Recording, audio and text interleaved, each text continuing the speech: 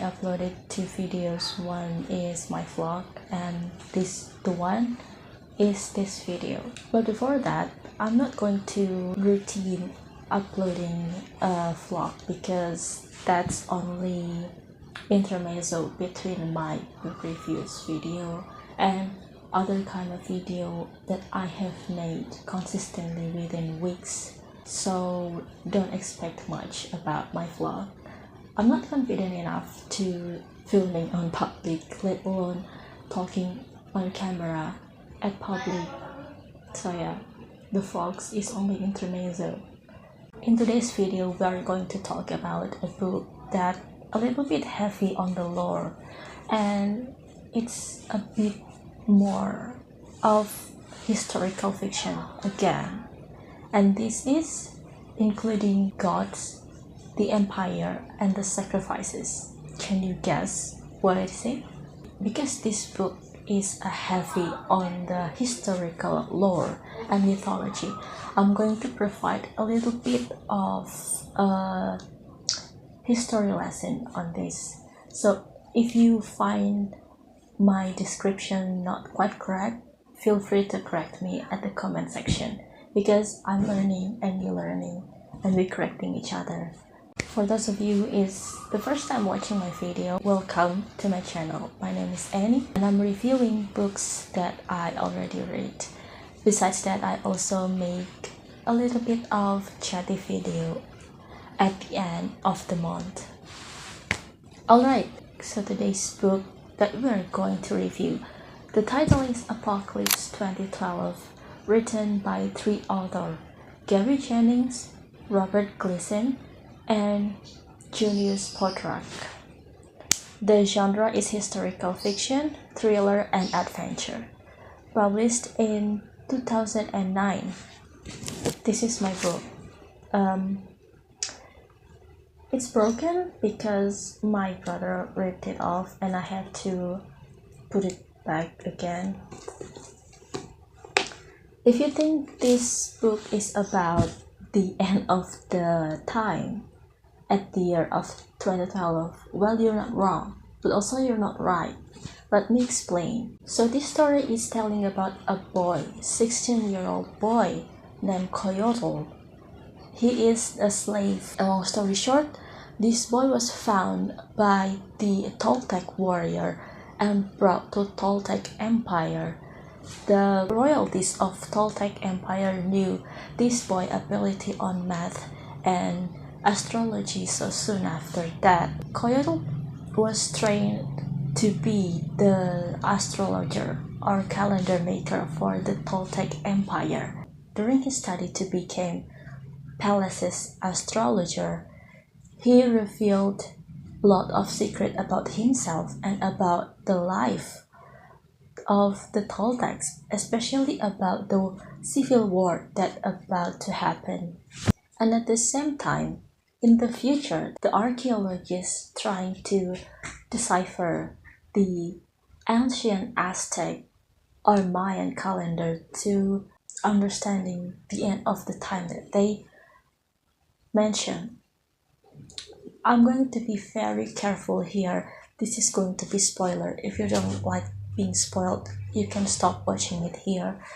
An end-time codex that prophesied the end of the world in 2012 was buried in ancient Mexico.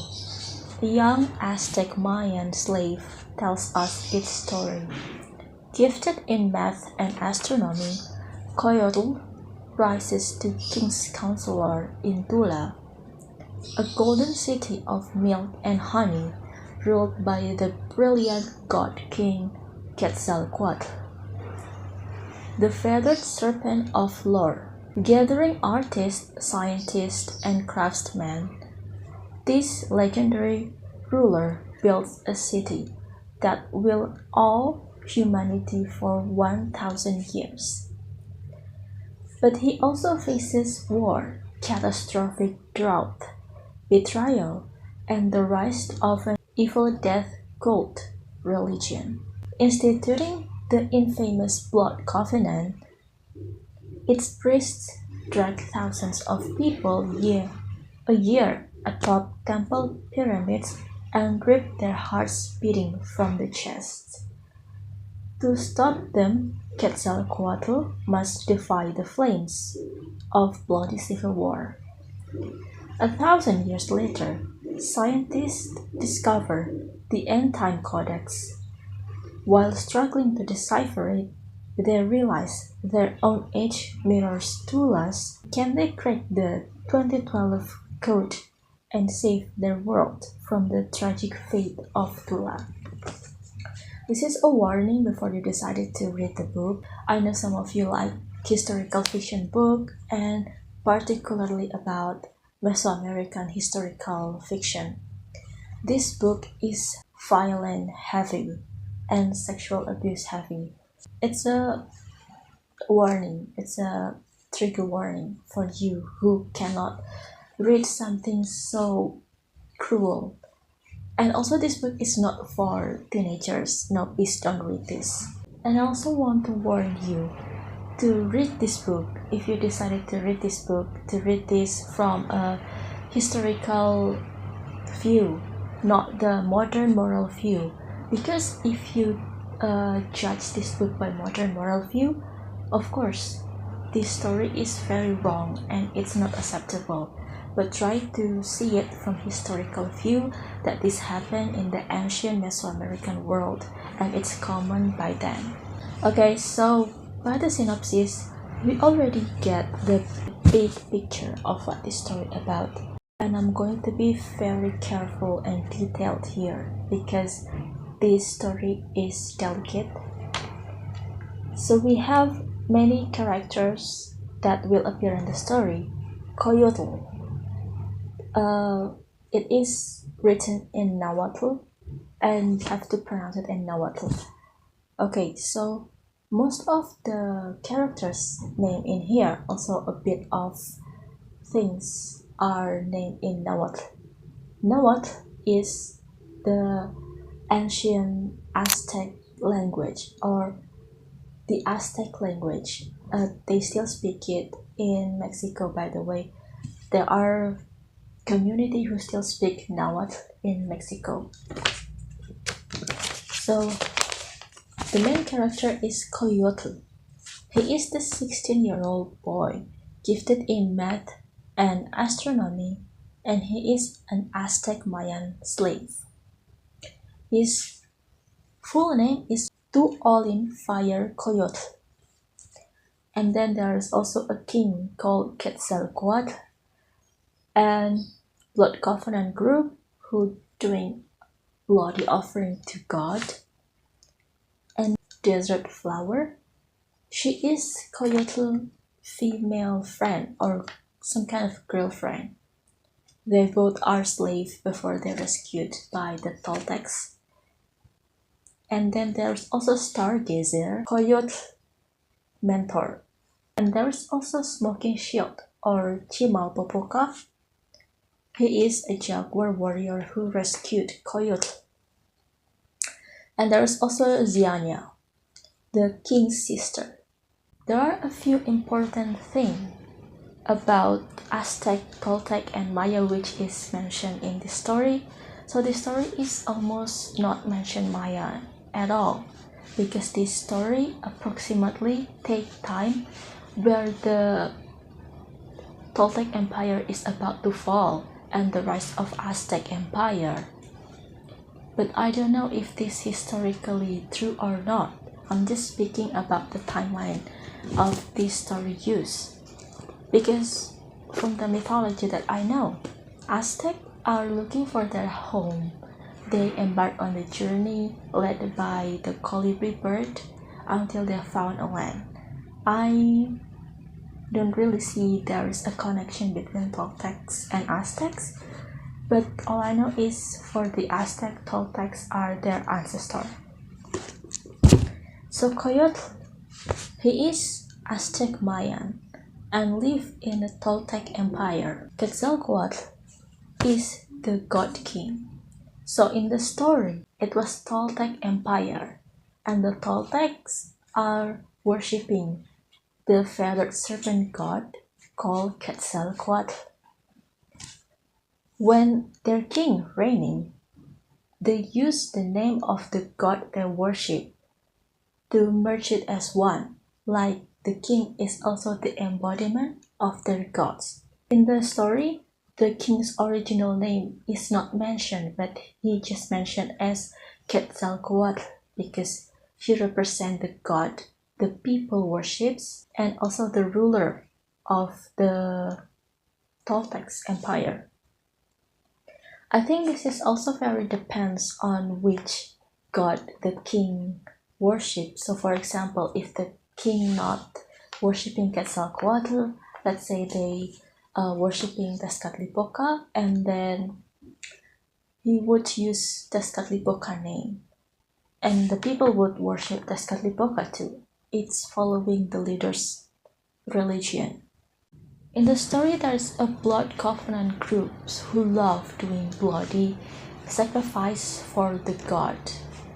Which god it is, I don't know, because all I know from what I learned, the Aztec really did sacrifices to different gods depending on what god they worship or what purpose they want to achieve. For example, if they wish for the rainy season to stop, they would sacrifice to sun god or Huitzilopochtli.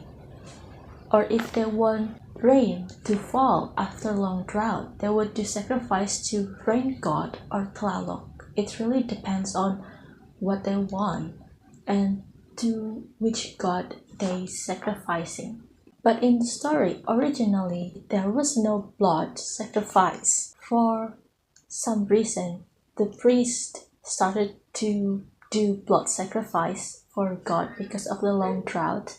And it is actually something that King Quetzalcoatl don't agree, but also he cannot stop it. Because like the ancient kingdoms, religions are sacred and whatever the priests do and decided cannot be stopped. But I don't know if originality there were really no blood sacrifice on Aztec Empire, and what made the priest do this.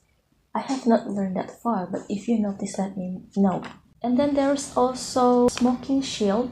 He is a jaguar warrior. His Aztec name is Chimalpopoca. On the Aztec tradition, there are two royal guards, jaguar warrior and eagle warrior. They usually the one who guarding the king and royalties.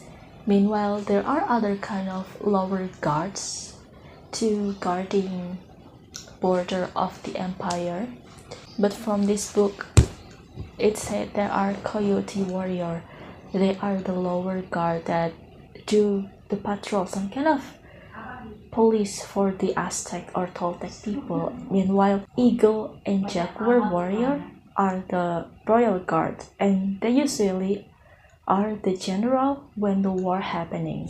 Because this story is taken time at Toltec Empire when it is still exists. So Toltec has their empire. Meanwhile, the Aztec are some kind of like the outcast. The Toltecs in this book seeing the Aztec as lower and some kind of savage, and because they are the outcast and they did barbarianism. There are also Xianya, the king's sister. Actually, she is jealous by Coyotl because Coyotl is later revealed he is the bastard son of the king. So his mom was a Mayan servant, and long story short, she was pregnant and had Coyotl. Xianya tries to kill his mom, but he survived. And when she knew that he survived, even he is now the counselor, personal counselor for the king, she planned to seek revenge on him. Like I said before, this story is heavily on Mesoamerican history, mythology, and lore. So if you don't know, I will not explain from the beginning of Mesoamerican history, especially about the Aztec and Toltecs here. But I'm going to give a little bit of historical lessons here, especially the important part that you need to know to understand this story. There are few gods that mentioned in this story. The first we have Olin from Coyotl, full name to Olin Fire Coyotl. Olin is the sun god in Aztec religion.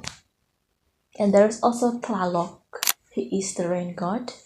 Quetzalcoatl, or the feathered serpent, is actually a feathered serpent, like some kind of dragon. And then there's also Tezcatlipoca, or the smoking mirror. So Quetzalcoatl and Tezcatlipoca are actually brothers. In the mythology or Aztec religion, they are battling to rule to be the sun for the Aztec world. I forgot which sun because in the Aztec mythology there are 5 or 6 cycles, and each cycle have different gods to be their sun. So in that one of cycle, Quetzalcoatl and Tezcatlipoca went to the battle because they want to be the sun of that era of that time. The most important information is location where this story happened is actually Tula, or the city of Tula. It is said that Tula is the capital city of Toltec Empire, but where actually is Tula? Is Tula a real location or only fictional? After I'm doing a little bit of research, Tula is actually a real city, or also named Tolan. And the city is still exists until now. Tula is the center city or the capital city of Toltec Empire, art and military center of Toltec that heavily influenced the Aztec. Like I said before, the Aztec consider Toltecs are their ancestor. Even the Aztec are copies Toltec's tradition, including Quetzalcoatl, the god, and their ideology and their art. The city still exists. It is now Tula City in Hidalgo, Mexico. And also important information like I mentioned before, because it's the Toltec Empire, the Aztec were outcasts, and the Aztec on this story is still some kind of like savage clan compared to the Toltecs. So my first impression about this book is actually growing. I had this book when I was 15. I read few pages of it and I cannot continue it because I thought this story was so disturbing. Like I said, it's described the violence and sexual abuse vividly, and I was feeling nauseous, so I had to put this down and pick it up again when I was 22 to read it again. So the second time I read it is I feel intrigued about this story. The gruesome and the explicit scene is not really disturbing me again. It's not like I'm okay with it, but I started to read this book from historical point of view rather than judging it from modern moral. So when I read it the second time, I was like having information what the ancient Mesoamerican life looked like, including the not so good part. This story actually sit with me long after I finished reading it because I found myself start to learning more about Mesoamerican history, especially about the Aztec. Also, I watched that movie, Apocalypto. Although it's Mayan, but the tradition is not so different from Aztec.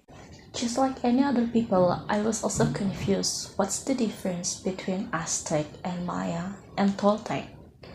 Well, actually, on the ancient Mesoamerican, there are many kingdoms, especially in Mexico alone. There were not only Toltec, Aztec, and Maya, but also Olmec, Zapotec, and any other kingdoms spread across the Mexico. But what we usually heard is Aztec and Maya because their site is still exists until now, and it is a historical site that many people visited every year.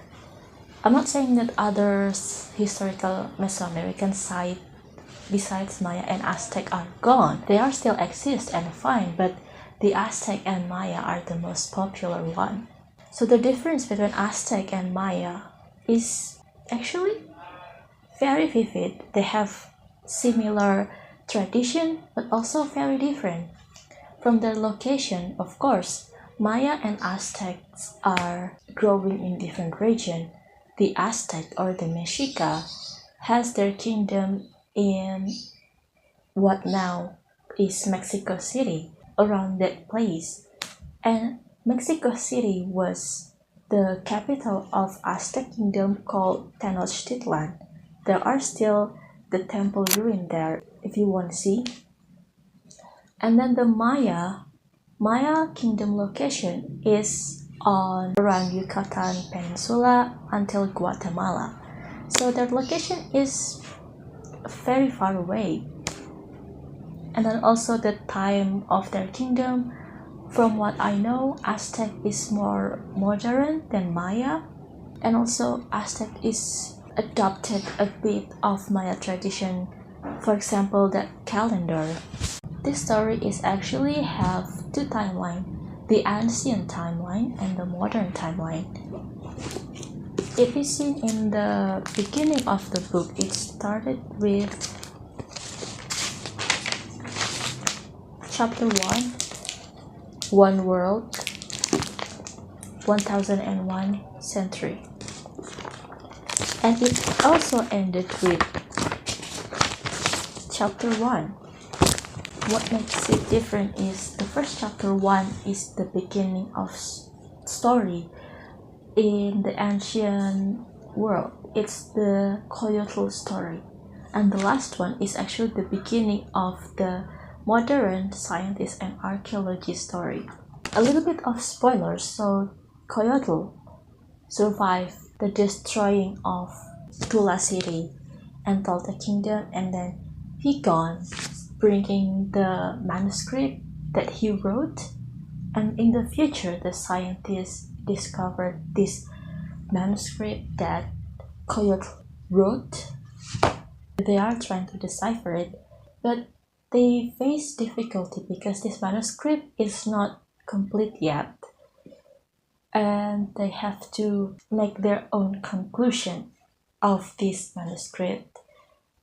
They get one conclusion that their modern world is actually mirroring the Tula City, so their mission is to save the modern world. But in this story, it's not described if they successfully save the humanity or the modern world, so it's like hanging ending. I cannot say memorable scene because every scene in this book is memorable.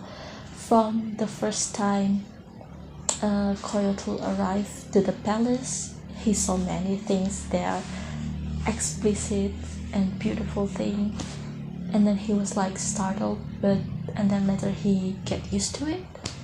And then also, not to mention the blood sacrifice. It's really like what the movie Apocalypto show you, where people are brought to the top of the pyramid, and then the priest conducted sacrifice for gods there, especially about the rain gods. There are only questions like what I said before. Are the scientists in modern day be able to decipher this codex and save humanity, save the world from what happened in Tula? And then why the Toltec Empire fall? And how does it link with the Aztec Empire later? It's not described on the story, but I think the story is made up story. Like it's not really 100% or even mostly based on the real history or mythology of Aztec or Toltec, because like what I said, the link between Aztec and Toltec is quite visible here. But from what I know, there are not quite evidence about Toltecs to Aztec. Like I know that Aztec absorbing a lot of Toltec's tradition and ideology, but also Aztecs are absorbing other kingdoms before them ideology and culture. So it's like kind of mix, and I don't know which one is true or not. If you know more about it, please let me know in the comment. And the important thing is whether this book adapted to the movie 2012 back then. No, it's not. It's different. So the movie 2012 is described about the catastrophe that happened, like a massive tsunami, and then the world ends by the nature. Meanwhile, this book is more like the prediction, the calculation, the prediction from the Aztec about the end of the world using Aztec's math. If I can say, it's more like foundation where Harry Seldon and Gal Dornick predicted the crisis using psychohistory, but it's not a fixed prophecy. It's not a fixed event that it will happen someday in the future. It's more like prophecy and prophecy. It's more like prophecy and like prediction. So this is what the story is about. It's the Aztecs, Toltecs or Coyotl prediction about the end of the world or the end of the time.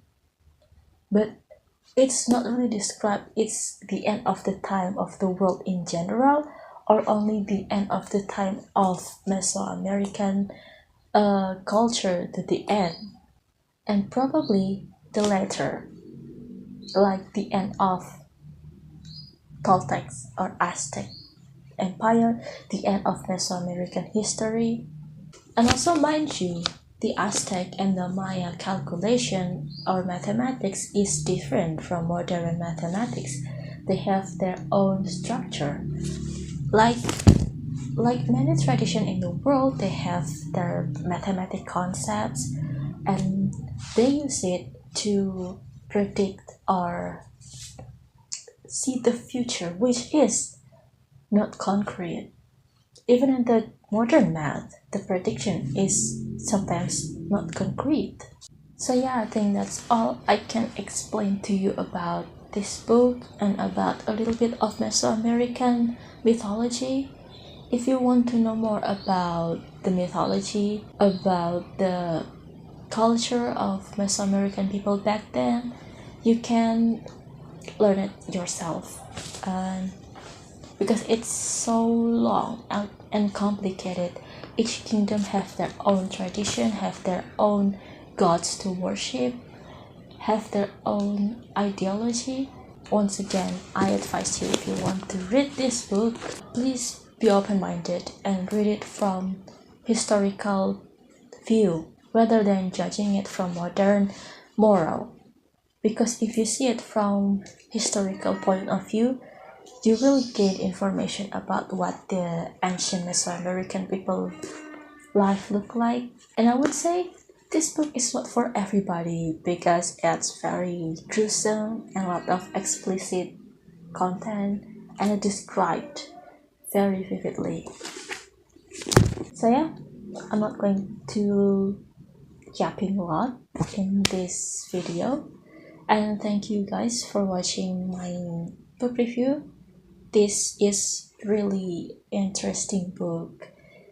Unlike the other book I read, actually today I should be reviewing Dear Evan Hansen, but I want something lighter and a little more fun than that. And Apocalypse 2012 is my choice. Alright, if you want to see more of my book review video, which is books I read, you can definitely check my channel. I have playlists there. I'll see you guys in my next video. Bye!